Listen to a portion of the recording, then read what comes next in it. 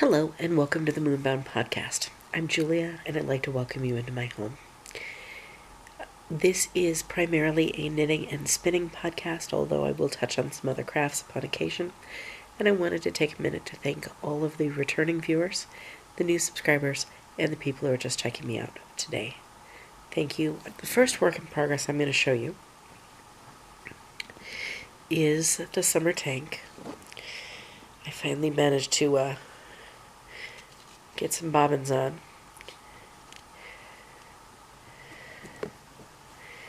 And so here's where we're at.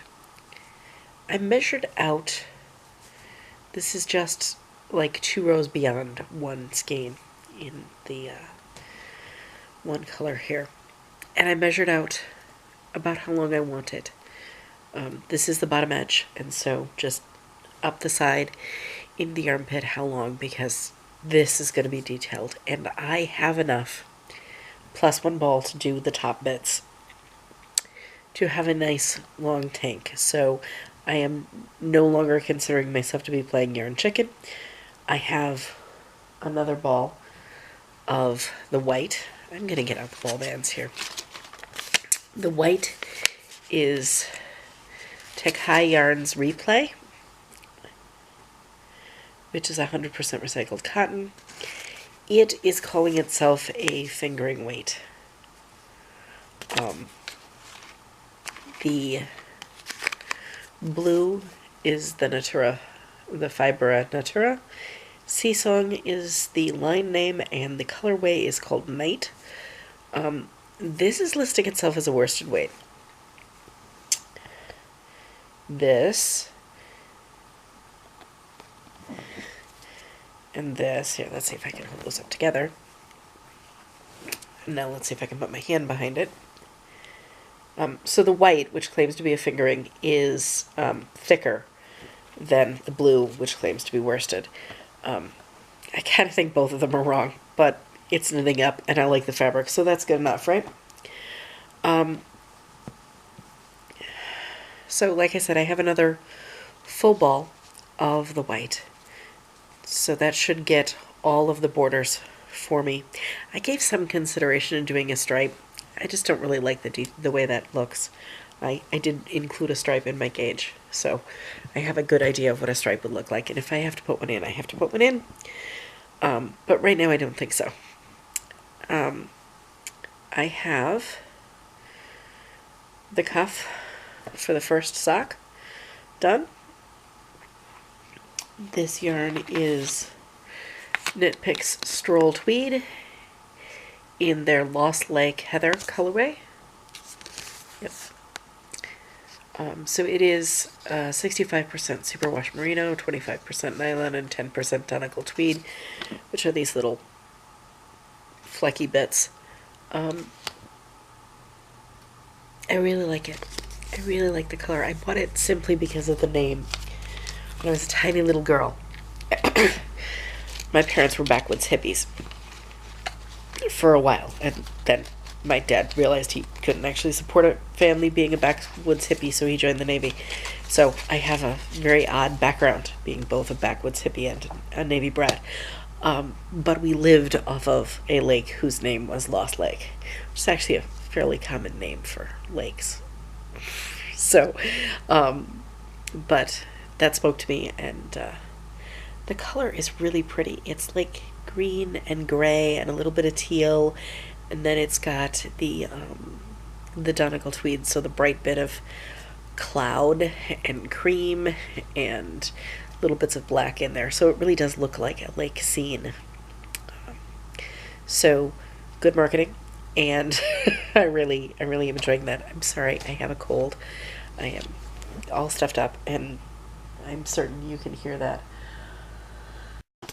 So I bought myself a journal, and I'm going to try my hand at bullet journaling. I haven't actually started yet. I'm still watching videos. I'm not certain that bullet journaling itself is going to be the thing for me, but I need to get a little bit more organized, and so I have a pretty journal to start trying to do that in. This was a skein of yarn that I did as a spinning demonstration for the Spindle and Die Pod Guild. And it was originally supposed to be about putting foreign objects in, flowers and beads in specific. Let me see if I can find a spot with some beads for you. There's a couple in any event. But as I was doing it, they started to ask me just to demonstrate other techniques. So we did some thick and thin, and then I was asked to, of course I can't find a good example right now, then I was asked to do some, where is it? Well, we'll just cruise this yarn here, but do some crocheted spinning. So basically what you do is you spin the yarn and you pull it back through, and you do a little bit of crochet chain, and then you let the machine take it again. And I know I did like 3 or 4 sections in this, but I can't find them.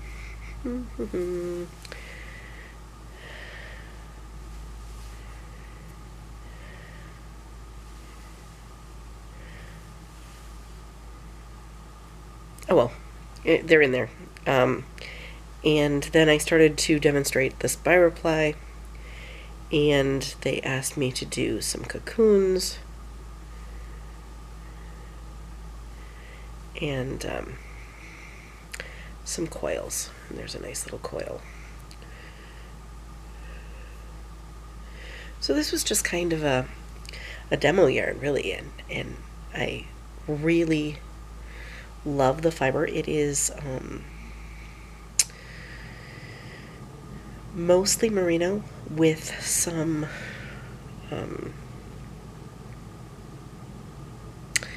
BFL and some mohair in it. It is plied against sewing rayon thread and has some glass seed beads in it, and has the flowers, which are polyester of some variety. And I hadn't run out of the fiber when I got home. You'd think I would be able to find the crocheted section really easily, but I can't. I hadn't run out of the fiber, but I had run out of room on my bobbin because this art yarn is quite thick. And so I still had enough to make a coordinating thread, strand here, yarn. This is thick and thin, but it is a very much more subtle thick and thin. So my thick is like that, and my thin gets down to about there. Let's see if I hold my hand there, maybe that'll focus for you. And my plan here is to weave this, and to weave it against a green for the wool, and to use this as the primary weft, and then to randomly intersperse the other yarn, making a shawl or a wrap, just a simple rectangle, and letting the different textures in the 2 yarns speak for themselves. But they did not get included in the totals for last year, and they were done last year, so I thought I'd bring them out and showcase them this week, kind of as an apology to the yarn, because they should have been included in last year's totals, but they weren't. Things happen. One of the other things I've done is worked on making some Rolags. This is Southdown, and it's kind of a vegetable-y Southdown. If you'll see in there, there's quite a lot here in there, and it is clean, I promise. It's just got so much veg. It looks a little dingy, but it's really soft and it's really fluffy. And I've got an entire fleece of it. These are processed. I wash them myself, and then they are carded into these Rolags. But before I carded them, I picked them, and then I oiled them. And I use baby oil. And 1, because it's cheap, and 2, because it's fairly easy to get out of the wool, and it makes the carding process go by go much easier. It smooths in, and it's nicer to spin. It isn't super drying in your hands. It's an old tradition, and I had seen references to it in lots of books, and it wasn't until I watched that video on Norman Kennedy when he was speaking, and he demonstrated doing it, and when you hear, oh, and then we oiled the wool, but you don't see anyone oiled the wool, and they don't tell you how much oil to how much wool, you don't really get a good idea of what you're doing and what you're supposed to be doing there. But when you see him go, oh, look, there's a bowl, squirt, squirt, it should be about, like very well-conditioned, greasy hair. Okay, now I know how to do that. So once I get a bunch more of those done, then they're going to get spun up.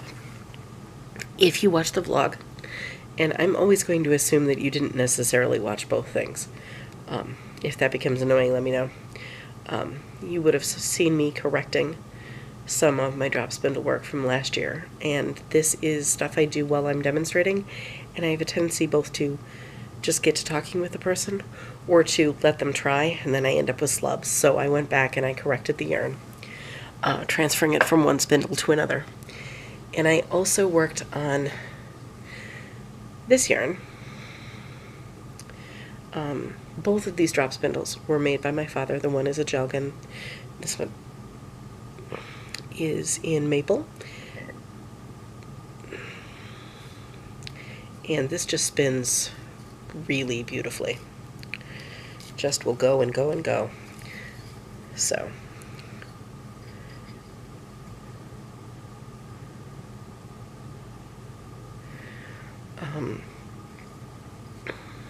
I've been sitting and getting some spinning time in like that. I'm thinking about having the kids bring up my wheel this week and getting back to work.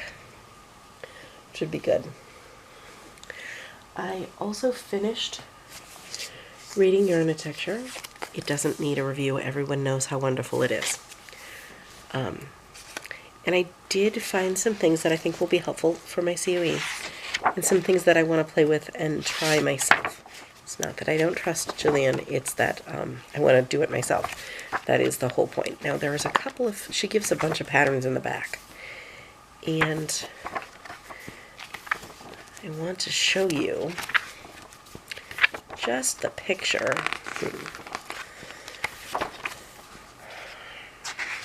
And of course I'm not going to be able to find it now that I'm asking. I should have bookmarked it. That would have been smart. Nope, here it is. I would like to make this one. And I'd like to make it complete. I'd like to spin it and here's a closer picture. And spin it and knit it up myself. So I guess this is kind of being added to the end of my to-do list because it's just super pretty and it looks super comfortable. So there's that. She does a lot of sampling in this book, and I think that when I get back to working on my wheel, I'm gonna do over some of her experimentation and see how it works for me and play with it and try it. I also wanted to briefly talk about this book, which is another of the books that I've read for my COE, and I did read this fall. Elsie Davenport is super fun.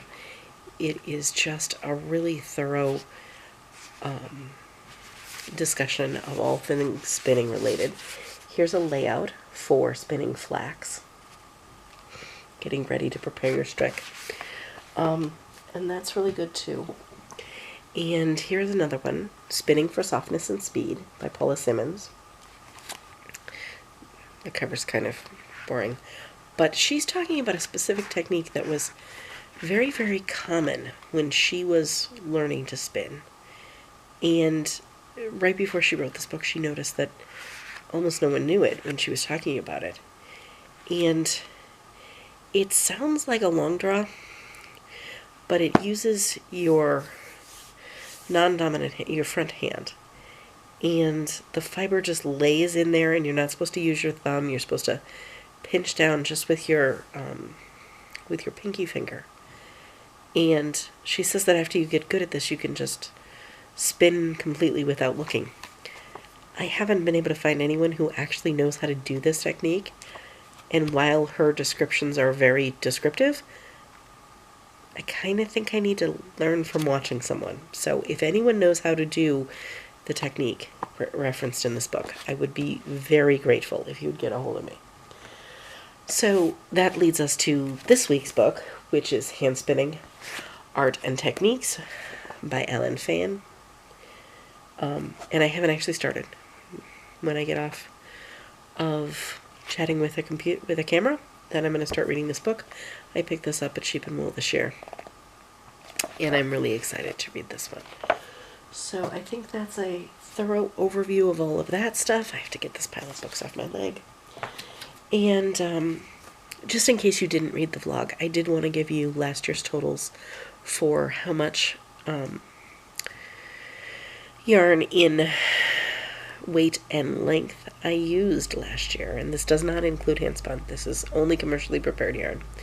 So it's 2,487 grams, which is about 87 ounces, 88 ounces, and that works out to be 5,403 meters or so, which is about 5,908 yards, which is pretty good, I think. I don't know, first year of keeping track of numbers, so I guess we won't know if that's pretty good until next year. And hopefully it will seem very small. So I'm going to let you go, and then I'm going to do the setup so that you can see me open the box.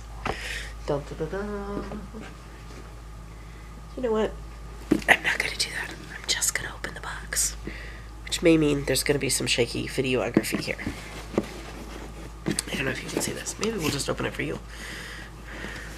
So this is the new Mystery Spin, and my parents put this box together to torture me with, and I haven't seen, oh, thrums, yay, I haven't seen any of it. Okay, so I have a small handful of thrums to garnet into the yarn. I have alpaca.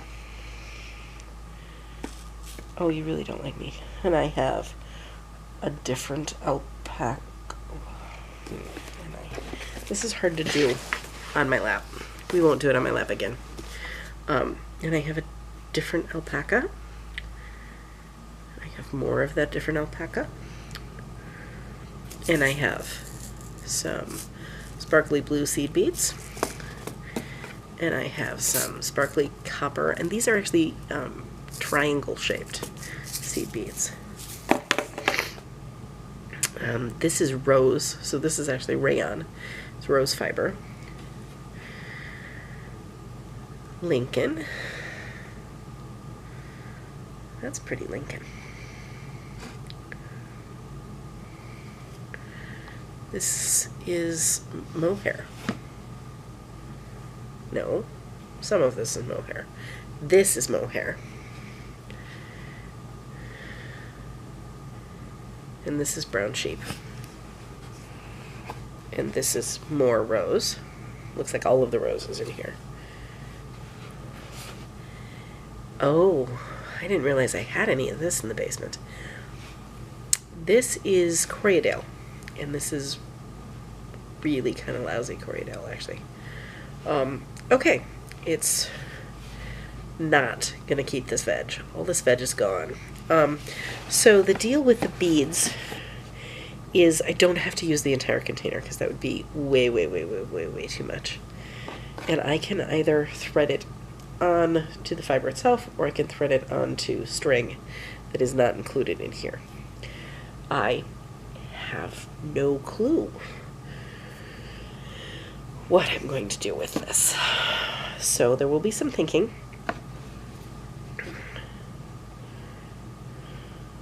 Lots of thinking. How did they get this all in this box? I did expand and say they could give me up to 8 ounces. And they took me at my word. Sure looks like. Alright, don't want to leave any of this on here. Okay, so I have 2 ties that were, these are acrylic, yellow acrylic thread. This is mohair. This is Malabrigo.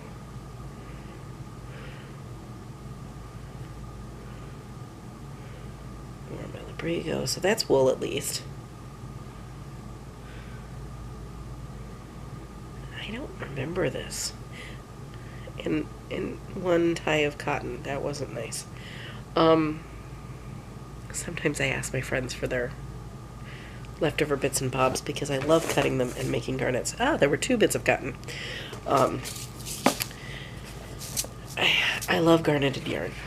That's like a tweed. Donegal tweed in particular is a garnet yarn. I love doing it. So I will sometimes gather from other people. Usually even your knitting friends look at you a little crazy when you ask them for the bits they were about to throw in the trash, though. I'm just going to loosely tie that so that it doesn't spill all over my floor. So that's our mystery spin. Yeah, thanks, Mom. Thanks, Dad. I have to figure out what I'm going to do with that, but that is certainly a fun project for moving forward and feeling better. So I'm going to close out for tonight, and I hope that you have a lovely week doing all of your crafting things and spending that time with your family and friends. Good night.